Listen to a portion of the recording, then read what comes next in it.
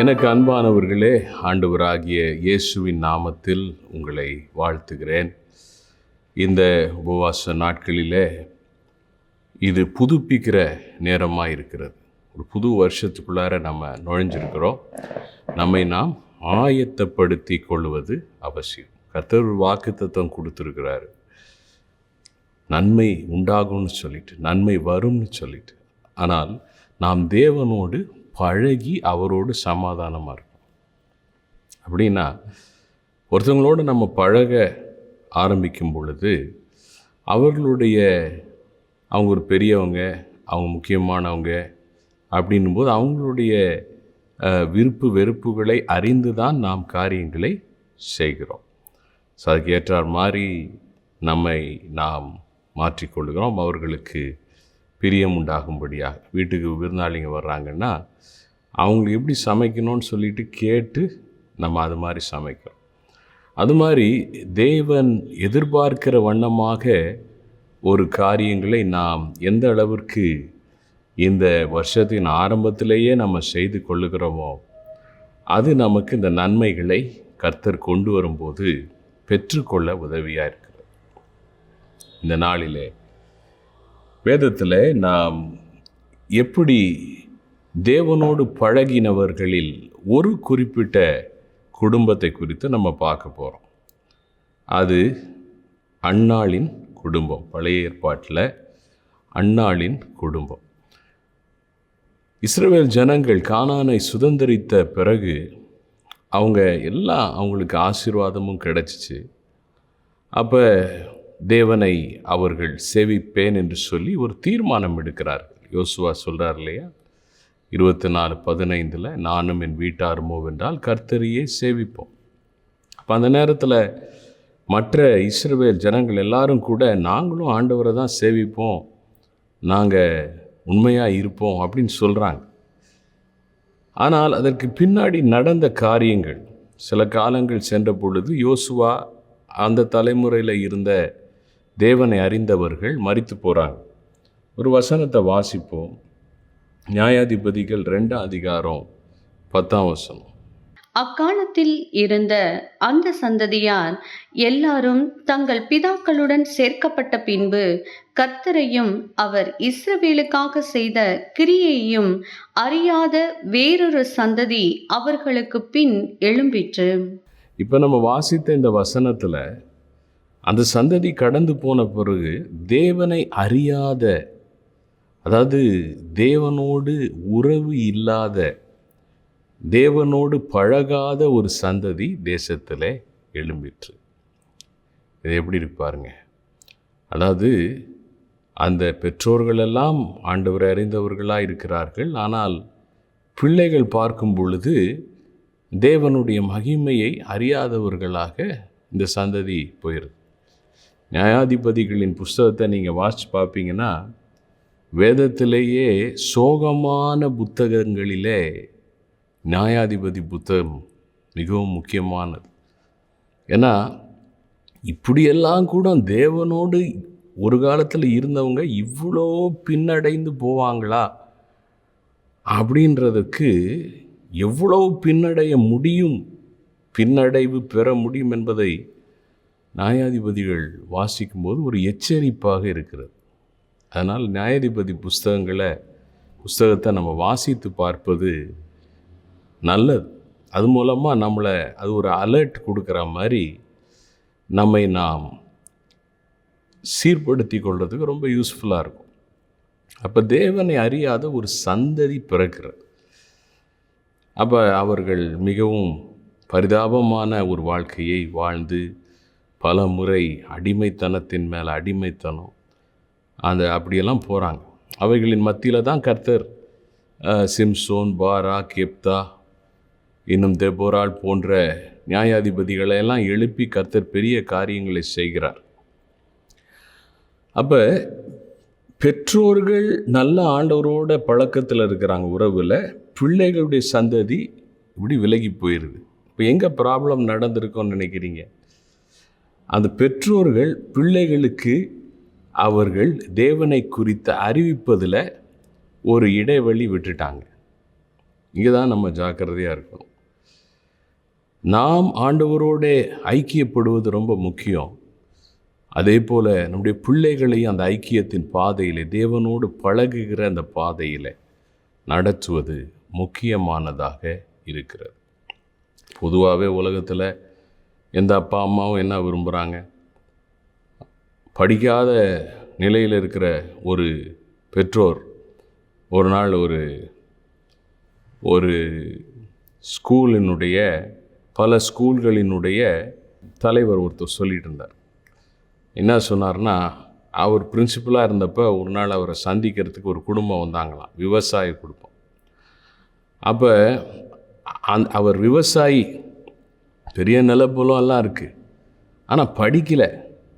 அதனால் ஏதோ ஒரு ஊர்லேருந்து வந்து இந்த ஊரில் தான் ரொம்ப நல்ல ஸ்கூல் இருக்குது அப்படின்னு சொல்லிட்டு சிபாரிசெல்லாம் பிடிச்சி எப்படியாவது அந்த ஸ்கூலில் சேர்த்துடணும்னு சொல்லிட்டு அந்த ஸ்கூலுடைய வாத்தியார், நல்ல ஒரு மூத்த வாத்தியார், அப்போ அந்த விவசாயி வீட்டுக்கு பக்கத்து வீடான்.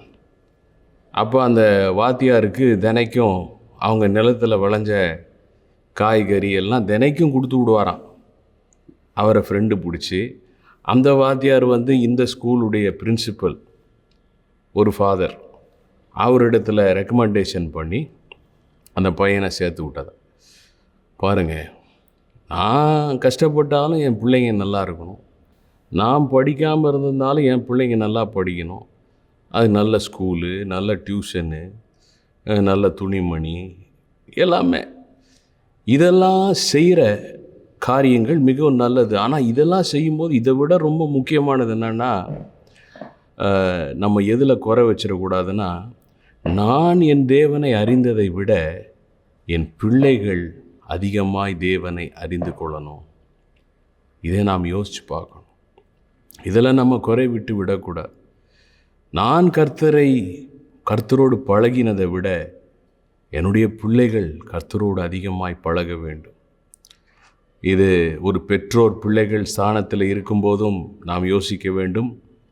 ஒருவேளை ஆவிக்குரிய பிள்ளைகள் நமக்கு இருப்பாங்கன்னா, நாம் வழி நடத்துகிற குட்டி பிள்ளைகள், சின்ன பிள்ளைகள் இருப்பாங்கன்னா, அவர்களையும் நாம் அப்படியாக நடத்த வேண்டியது அவசியமாக இருக்குது. தேவனை அறியாத சந்ததி தேசத்தில் எழும்பிற்று. தானியேலின் புஸ்தகத்தில் 11ஆம் அதிகாரத்தை நாம் பார்க்கும் பொழுது, தேவனை நாம் அறிவது, அதாவது தேவனோட பழகிறது, தேவனோட நல்ல ஐக்கியம் கொள்வது எவ்வளோ பெரிய ஆசீர்வாதம். 32ஆம் வசனம் சொல்லுகிறது, தேவனை அறிந்தவர்கள் பலம் கொண்டு அதற்கு ஏற்றபடி செய்வார்கள்.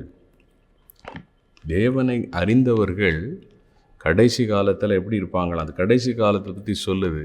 எந்த சூழ்நிலையிலும் பலவான்களாக இருப்பாங்க.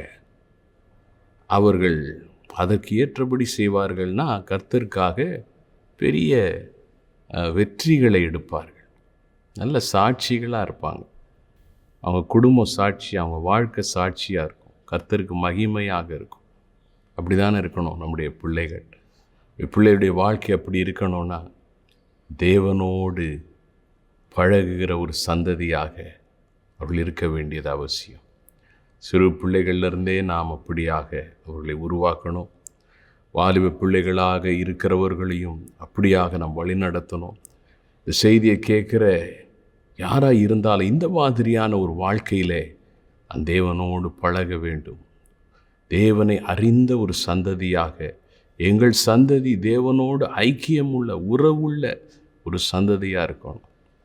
நீ உலகத்தில் எல்லாமே இருக்கு பாருங்க, ஆனால் எல்லாமே இருக்குது, மனுஷனுக்கு தேவனோடு உறவு இல்லாதப்ப இந்த வாழ்க்கை எப்படியே விரிசல் விட்டு புலன்னு சொல்லிட்டு அப்படியே காஞ்சி போன களிமண் மாதிரி கொட்டி போயிருக்கு. அதனால் இங்கே ஒரு குடும்பத்தை பார்க்கிறோம், மண்ணாளின் குடும்பம். எப்படி அந்த தேவனோடு ஐக்கியமுள்ள ஒரு சந்ததி சாமுவேலை அவங்க இந்த பூமிக்கு கொடுக்கிறார்கள். இஸ்ரவேலுக்கு அன்னாள் மூலமாக சாமுவேல் பிறக்க ஆண்டவர் செய்கிறார். இதற்கு காரணங்கள் சில உண்டு. அதை தான் நம்முடைய வாழ்க்கையை நாம் கற்றுக்கொண்டு செயல்படுத்தலாம்.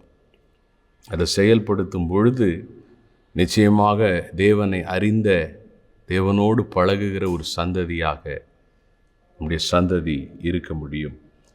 முதலாவது பார்க்கிறோம் 1 சாமுவேல் 1ஆம் அதிகாரத்திலே நாம் 2 வசனங்களை வாசிக்கும்போது, ஒன்று 10ஆம் வசனம், இன்னொன்று 15ஆம் வசனம்.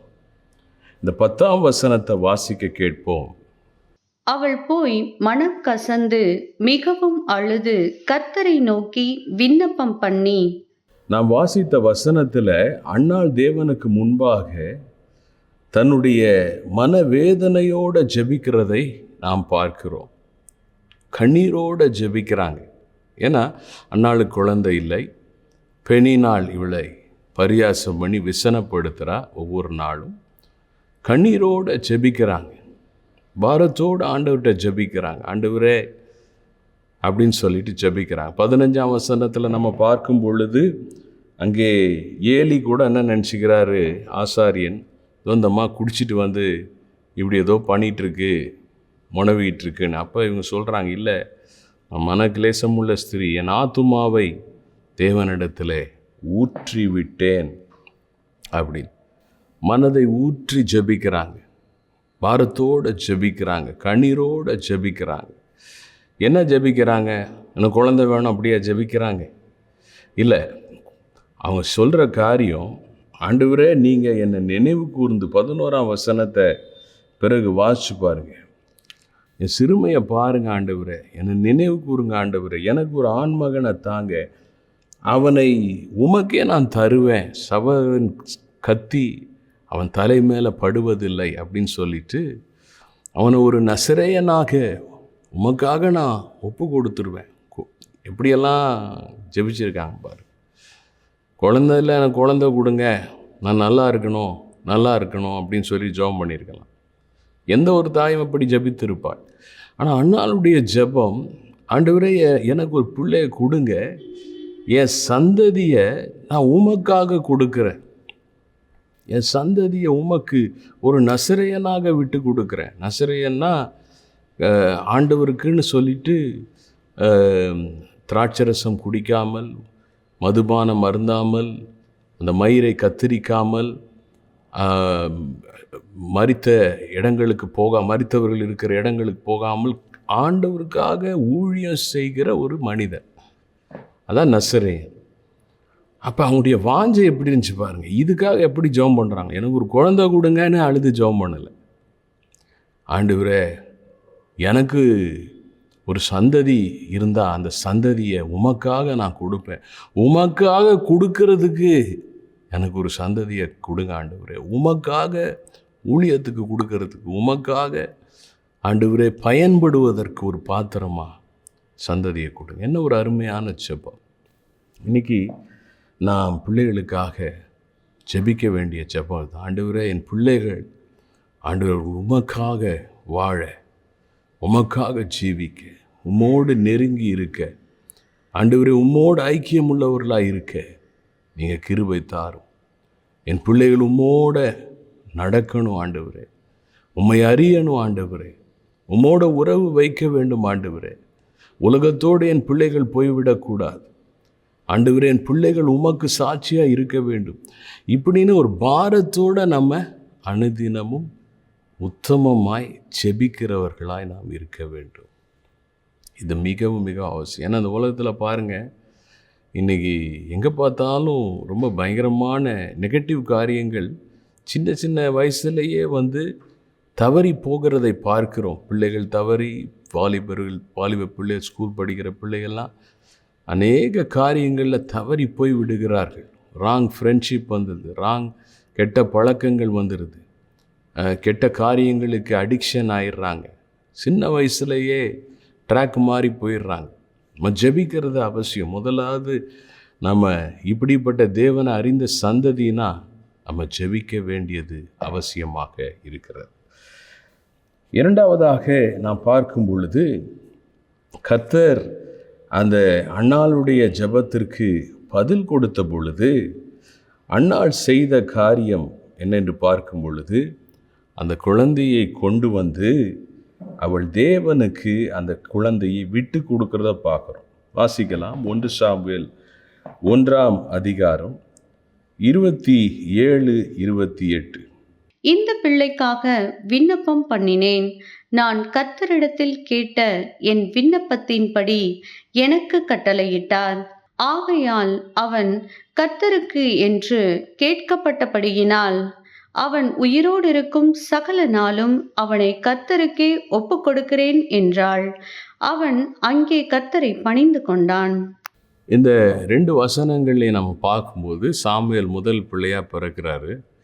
பிறந்த உடனே அவர் பால் மறக்கிற வரைக்கும் அவரை ஊட்டி வளர்த்து, அதுக்கப்புறம் கொண்டு வந்து அவங்க எப்படி ஜெபம் பண்ணாங்களோ அதே போல் அவங்க ஆலயத்தில் கொண்டு வந்து ஏலி ஆசாரியன் இருக்கிறார், அவரிடத்துல இந்த குழந்தைக்காக தான் நான் ஜெபம் பண்ணேன், இது ஆண்டவருக்கு நான் கொடுத்துட்றேன் அப்படின்னு. ஆங்கிலத்தில் அழகாக இருக்குது, இதை நான் லெண்ட் பண்ணுறேன், கர்த்தருக்கு நான் லெண்ட் பண்ணுறேன்னா என்ன அர்த்தம்னா, நான் ஒரு கடனாக கொடுக்கிறேன், இந்த கடனாக கொடுத்துட்றேன் அந்த பிள்ளைய, ஆண்டவருக்கு கொடுக்க வேண்டியது என்னுடைய கடமை. அப்போ ஜெபித்தது மாத்திரமல்ல, அவர்கள் செயல்படுகிறதை பார்க்கிறோம். இன்றைக்கி சிலர் ஜெபிப்பது உண்டு, சில நேரத்தில் ஊழியக்காரங்கிட்ட கூட்டிட்டு வந்து ஜெபிக்கிறது, இந்த மாதிரி காரியங்கள் எல்லாம் உண்டு. ஜெப குறிப்பு எழுதி கொடுத்து பிள்ளைங்களுக்கு ஜெபிக்க சொல்கிறது, இதெல்லாம் ஒரு பகுதி. ரெண்டாவது, இதோட நம்ம நிறுத்திடக்கூடாது. ரெண்டாவது, நம்முடைய பிள்ளைகள் கர்த்தரை அறியத்தக்கதான செயல்பட வேண்டும். அண்ணால் செயல்பட்டாங்க, எங்கே கொண்டு வந்து சேர்க்கணுமோ சேர்த்தாங்க, என்னுடைய ஆலயத்தில் கொண்டு வந்து சேர்த்தாங்க. இப்போ நம்ம யோசிச்சு பார்க்கணும், நான் நேரத்துக்கு ஆலயத்துக்கு வர்றேன்னா நேரத்துக்கு என் பிள்ளைகளை கூட்டிகிட்டு வர வேண்டும், என் பிள்ளைகளோடு சேர்ந்து நானும் ஆராதிக்க வேண்டும், என் பிள்ளைகளோட வீட்டிலையே நாங்கள் சேர்ந்து ஜெபிக்கணும், ஆராதிக்கணும் குடும்ப ஜெபத்தில். அதே போல் என் பிள்ளைகளை நான் என்ன செய்யணும், தேவனுடைய ஆலயத்தில் இந்த சண்டே ஸ்கூல் இது மாதிரி காரியங்கள் VBS எல்லாம் நடக்கும்போது பிள்ளைகள் வசனத்தை கேட்டு வளர்கிறதுக்குரிய காரியங்களை கரெக்டாக அவங்கள கொண்டு போகணும். செயல்படுத்துவது, தேவனுடைய சமூகத்தை நான் கொண்டு வந்து அவங்கள நிறுத்தணும். அது உபவாச ஜெபமோ இரவு ஜெபமோ எந்த ஒரு ஜெபமாக இருந்தாலும் எந்த ஒரு ஆராதனையாக இருந்தாலும் நான் மாத்திரம் வந்து பங்கெடுப்பதோடு நிறுத்திடக்கூடாது, என் பிள்ளைகளும் என் கூட வந்து ஆசீர்வாதம் பெற வேண்டும். சில பெற்றோர்கள் இந்த காரியத்தில் தான் குறைப்பட்டு விடுவதுண்டு. அவங்க தேவ சமூகத்தில் வந்து நின்றுவாங்க, அவங்க ஜெபிப்பாங்க, எல்லாம் பண்ணுவாங்க, பிள்ளைங்களை விட்டுருவாங்க. ஆனால் அண்ணாள் பாருங்கள், ஜெபித்தது மாத்திரம் இல்லை, செயல்படுகிறாள். கொண்டு வந்து சாமியில் விடுறாங்க, விட்டுட்டு ஒவ்வொரு வருஷமும் அவனுக்கு ஒரு சின்ன சட்டையை தைச்சி கொண்டு வர்றாங்க, அவனை உற்சாகப்படுத்துகிறாங்க. அப்படியாக அதனுடைய விளைவாக இந்த சாமுவேல் எங்கே வளர்ந்தான்னா தேவனுடைய பிரசன்னத்திலே அவன் வளர்ந்தான். சில வசனங்கள் இருக்குது பாருங்கள். 2 அதிகாரம் 18 வசனம், 2 அதிகாரம் 11 வசனம், இங்கெல்லாம் நம்ம பார்க்குறோம் சாமுவேல் தேவனுடைய பிரசன்னத்திலே வளர்ந்தான். 26 வசனம், நாம் இங்கே இந்த வசனங்களை வாசிக்கும் பொழுது, அவன் தேவனுடைய பிரசன்னத்திலே வளர்ந்ததினாலே சாமுவேல் தேவ தயவிலே அவன் வளர்ந்ததை நாம் பார்க்கிறோம். அவன் சரீர ரீதியாகவும் வளர்ந்தான். இப்போ பாருங்கள், ஃபிசிக்கல் க்ரோத் மாத்திரம் இல்லை, ஸ்பிரிச்சுவல் க்ரோத் முக்கியம், ஆவிக்குரிய வளர்ச்சி முக்கியம். அதை நாம் சாமுவேலுடைய வாழ்க்கையிலே நாம் பார்க்கிறோம். தேவனுடைய சமூகத்தில் அவன் வளர்ந்து தேவனுக்கு அவன் பணிவிடை செய்கிறத பார்க்கணும். இதே நேரத்தில் அந்த ஏலி ஆசாரியனுடைய பிள்ளைகள் பார்த்திங்கன்னா அவங்க நிலை எப்படி இருந்துச்சு, 12 வசனத்தில் வாசிக்கும் பொழுது அவர்கள் தேவனை அறியாதவர்களாக இருந்தார்கள். சாமுவேல் சின்ன பையன், அவன் தேவனோடு பழகினான், தேவ பிரசன்னத்தில் வளர்ந்தான். ஆனால் இவர்களோ தேவனை அறியாதவர்களாக, தேவனோட ஒரு ஐக்கியம் இல்லாதவங்களாக இருந்தாங்க. இப்போ இந்த காரியத்தில் நாம் ஜாக்கிரதையாக இருக்கணும். அப்போ முதலாவது நம்ம ஜெபிக்கணும் பிள்ளைகளுக்காக, சந்ததிக்காக. என் பிள்ளைகள் தேவனை அறிந்து தேவனோட பழகணும், வாரத்தோடு அதுக்காக தினமும் ஜெபிக்கணும். இரண்டாவதாக நாம் செயல்படணும், அவர்களை தேவனுடைய காரியங்களை கொண்டு வந்து நிறுத்தணும், அதற்கு முக்கியத்துவம் கொடுக்கணும், தேவ காரியங்கள் அவர்களை ஊக்குவிக்கணும், அதற்கான கிரயத்தை செலுத்தணும். எல்லாம் நம்ம செய்ய வேண்டியது அவசியமாக இருக்குது. அப்போ தேவனுடைய பிரசன்னத்தில் அவங்க வளருவாங்க. கடைசியாக பார்க்கும்போது மூன்றாவதாக நாம் இந்த அன்னாளுடைய மகன் சாமுவேல் அவன் தேவனுடைய சத்தத்தை கேட்கிறவனாக மாறினான். தேவனை அறிவது என்றால் என்ன? ஆண்டவரோட ஒரு உறவு ஏற்படும். இப்போ இதுவரைக்கும் சாமுவேல் சின்சியராக ஏலி கூட இருக்கிறாரு, ஏலிக்கு பணிவிடை செய்கிறான். அந்த குட்டி பையன் அவன் ஆலயத்தில் பணிவிடை செய்கிறான், அவன் உதவி செய்கிறான். அவங்க அம்மா அவனுக்கு உண்மையெல்லாம் இருக்கணும் சொல்லி கொடுத்துருக்காங்க. ஆனால் தேவனோடு அவனுக்கு ஒரு உறவு இல்லை. ஆனால் உண்மையாக செய்கிறான், பக்தியாக செய்கிறான். ஆனால் அப்படி செஞ்சிட்டே இருக்கும்போது பாருங்கள், தேவனோடு ஒரு உறவு ஏற்படுகிறதை பார்க்கிறோம். 1 சாமுவேல் 3ஆம் அதிகாரத்தில் நாம் பார்க்கும் பொழுது 1ஆம் வசனத்தில் தேவனுடைய வார்த்தை அந்த காலங்களிலே மிகவும் அரிதாக இருந்தது. 1 சாமுவேல் 3ஆம் அதிகாரம் 4ஆம் வசனம், 6ஆம் வசனம், 8ஆம் வசனத்தில் 3 தடவை சாமுவேலை தேவன் கூப்பிடுறார், பேர் சொல்லி கூப்பிடுறார். எனக்கு அருமையானவர்களே, அவன் ஏலிகிட்ட ஓடுறான். ஏன்னா அவனுக்கு தெரியல கடவுள் தான் பேசுகிறாரு, அந்த அனுபவம் இல்லை. பாருங்கள், ஆண்டவர் அவனுக்கு ஒரு தரிசனம் காமிச்சிருக்கலாம் இல்லையா? தரிசனத்தில் நேராக வந்திருக்கலாம் ஆண்டவர். ஆனால் அப்படி செய்யலை. பாருங்கள், ஒரு சத்தம் தான் கேட்குது. அப்போ அவனுடைய உள்ளத்தில் தான் ஆண்டவர் ஒரு சத்தத்தை கொடுக்குறார். சாமுவேலேன்னு கூப்பிடுறார். ஏன்னா பெரிய சத்தம் கொடுத்துருந்தாருன்னா நிச்சயமாக ஏலிக்கும் காதில் கேட்டிருக்கிறதுக்கு வாய்ப்பு உண்டு. ஆண்டவர் சாமுவேலுக்கு தரிசனம் கொடுத்துருக்கலாம். பாருங்கள், தரிசனம் கொடுக்கல. நேராக எத்தனையோ பேர், ஆபிரகாம் தரிசனமானார், மோசேக்கு தரிசனமானார். அது மாதிரி இல்லை, கர்த்தர் உள்ளத்தில் பேசுகிறார். ஏன்னா அந்த உறவு, தேவன் தம்முடைய பிள்ளைகளோட வார்த்தையை கொண்டு உறவு கொள்ள விரும்புகிறார், பேர் சொல்லி கூப்பிடுறார். அப்போ ஏலி அதை புரிந்து கொள்ளுகிறார். கர்த்தர் தான் சாமுவேலை கூப்பிட்டார்னு சொல்லிட்டு, கர்த்தாவே சொல்லும் அடியேன் கேட்கிறேன். அப்போ அதே போல் ஆண்டவர் 3ஆம் முறை கூப்பிடும் பொழுது அந்த ஏலி அப்படியாக சொல்லுகிறார். 4வது முறையாக ஆண்டவர் சாமுவேலை கூப்பிடும்போது அவன் சொல்லும் அடியேன் கேட்கிறேன் என்று சொல்லி தேவ சத்தத்திற்கு இது ஆண்டவர் சத்தம்தான் அப்படின்னு கேட்டு புரிஞ்சிட்டு அதுக்கு பதில் கொடுக்குறார்.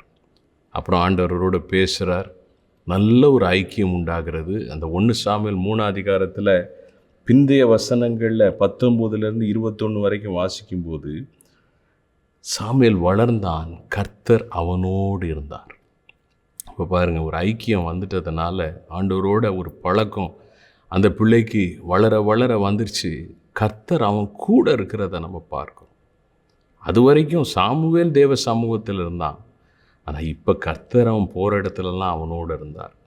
அது மாத்திரம் இல்லை, அவன் பேசுகிற வார்த்தை எல்லாம் தீர்க்க தரிசன வார்த்தைகளாக இருந்துச்சான். கர்த்தர் பேசுனதை அவன் பேசுனதுனால ஒரு வார்த்தையும் கீழே விழலையான்.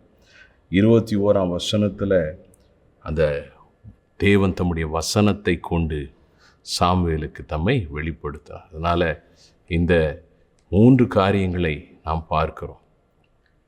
நம்முடைய சந்ததிகள் தேவனை அறிந்த சந்ததியாக இருக்க நாம் ஜெபிக்கிறவர்களாய் இருக்க வேண்டும். நாம் செயல்படுகிறவர்களாய் இருக்க வேண்டும். நாம் 3வது, தேவனோடு அவர்களுக்கு ஒரு தனிப்பட்ட உறவு உண்டாகிறதற்கு அவர்களுக்கு கற்றுக் கொடுக்கிறவர்களாக நம்ம இருக்கணும். கர்த்தர் இந்த கிருபையை தருவாராக. ஜெபிக்கலாம். நேசிக்கிற அன்பின் பிதாவே, நீர் சொன்னீர், சிறு பிள்ளைகள் என்னிடத்தில் வர இடம் கொடுங்கள், அவளை தடை பண்ணாதிருங்கள், பரலோக ராஜ்யம் அப்படிப்பட்டவர்களுடையது. அந்த ஐக்கியத்துக்குள்ளார ஆண்டவரே எங்கள் சந்ததி, எங்களுடைய பிள்ளைகள் ஆண்டவரே கடந்து வரத்தக்கதாக அவர்களுக்காக ஜெபிக்கிறவர்களாக இருக்க ஒவ்வொரு பெற்றோரையும் நீர் கிருபை பாராட்டு ராஜா. ஆண்டவரே, ஜெபிப்பதோடு சேர்த்து அந்த பிள்ளைகளை தேவனுடைய சமூகத்திலே கொண்டு கொடுக்க, அவர்களை நிறுத்த, கர்த்தரை கனம் பண்ண கற்றுக் கொடுக்கிறவர்களாக ஆண்டவரே செயல்பட உதவி செய்யும். முன்மாதிரிகளாக இருக்க உதவி செய்யும். ஆண்டவரே, அதோடு சேர்த்தப்பா அந்த பிள்ளைகள் உம்மோட ஒரு தனிப்பட்ட உறவுக்குள் வரும்படியாக அவர்களுக்கு உதவி செய்ய ஆண்டவரே எங்கள் ஒவ்வொருவருக்கும் கிருபை தருவீராக. செய்கிறதுக்காய் நன்றி. தேவனை அறிந்த சந்ததியாக பிள்ளைகள் எழும்பட்டும், உமக்காய் பெரிய காரியங்களை செய்யட்டும். இயேசுவின் நாமத்தில் ஆமென், ஆமென்.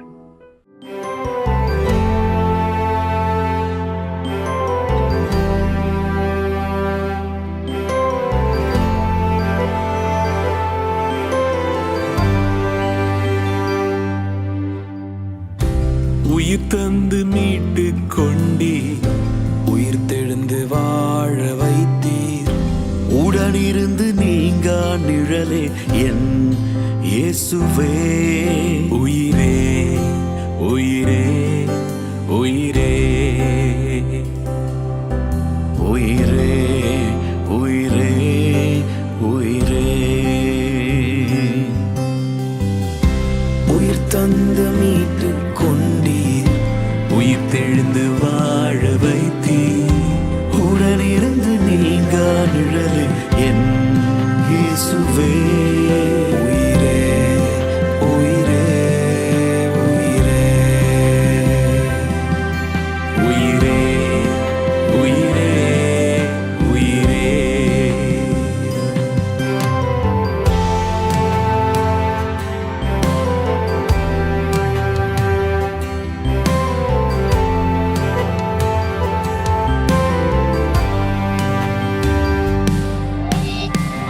மறக்கப்பட்ட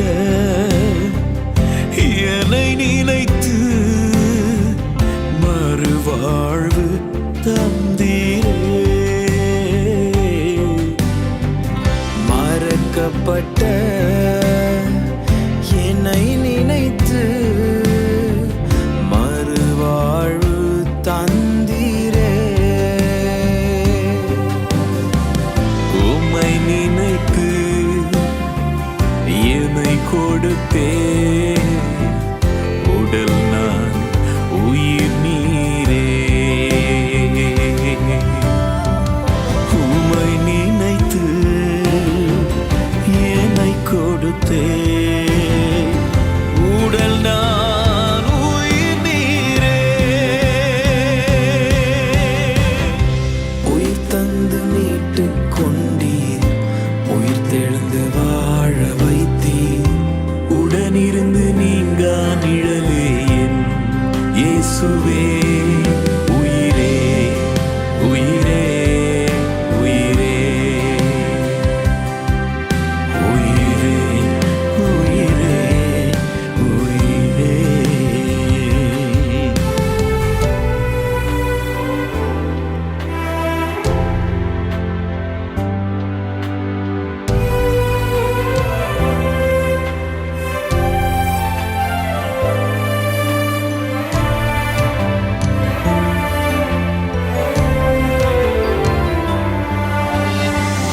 பயனில்லாத